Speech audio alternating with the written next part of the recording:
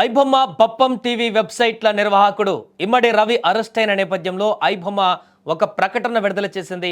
తమ సేవలను శాశ్వతంగా నిలిపివేశామని కూడా ఆ యొక్క వెబ్సైట్లో వెల్లడించింది. కొత్త సినిమాలు ఓటీటీ వేదికలలోని కంటెంట్ను పైరసీ చేస్తూ సినీ పరిశ్రమకు తీవ్ర నష్టం కలిగిస్తున్న ప్రధాన నిందితుడు రవి ప్రస్తుతం పోలీసుల అదుపులో ఉన్నాడు. ఈ క్రమంలో ఐబొమ్మ దాని అనుబంధంగా ఉన్నటువంటి 65 వెబ్సైట్లను హైదరాబాద్ సైబర్ క్రైమ్ పోలీసులు బ్లాక్ చేశారు. మీకు ఇటీవల మా గురించి తెలిసే ఉండవచ్చు, లేదంటే మొదటి నుంచి నమ్మకమైన అభిమానై ఉండవచ్చు. ఏదేమైనా మీ దేశంలో మా సేవ శాశ్వతంగా నిలిపివేశామని చెప్పేందుకు చింతిస్తున్నాం, అందుకు క్షమాపణలు కోరుతున్నాం అని ఐబొమ్మ ఒక ప్రకటనలో పేర్కొంది.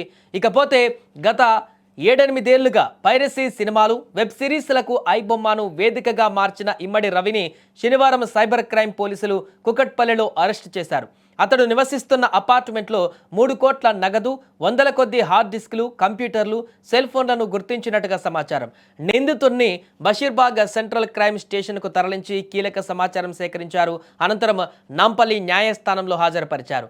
న్యాయమూర్తి రిమాండ్ విధించడంతో చెంచలగూడ జైలుకు ప్రస్తుతం తరలించారు. ఏదేమైనా కూడా దేశవ్యాప్తంగా సంచలనం సృష్టించినటువంటి ఐబొమ్మకు సంబంధించినటువంటి ఈ వ్యవస్థాపకుడు ఐబొమ్మను సృష్టించి అందులో అప్లోడ్ పెడుతున్నటువంటి ఇమ్మడి రవి అరెస్టు ఒక్కసారిగా సంచలనంగా మారింది. అంతేకాకుండా అరెస్టు తర్వాత విచారణలో అనేక కొత్త అంశాలను కూడా వెలుగులోకి వస్తున్నటువంటి సందర్భం ఉంది.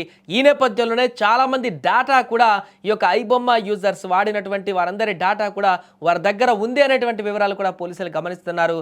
సో ప్రస్తుతానికైతే ఇమ్మడి రవి విచారణ కొనసాగుతుంది. ప్రస్తుతం రిమాండ్కు విధించినటువంటి తర్వాత కూడా మరలా విచారించేటువంటి అవకాశం ఉంది.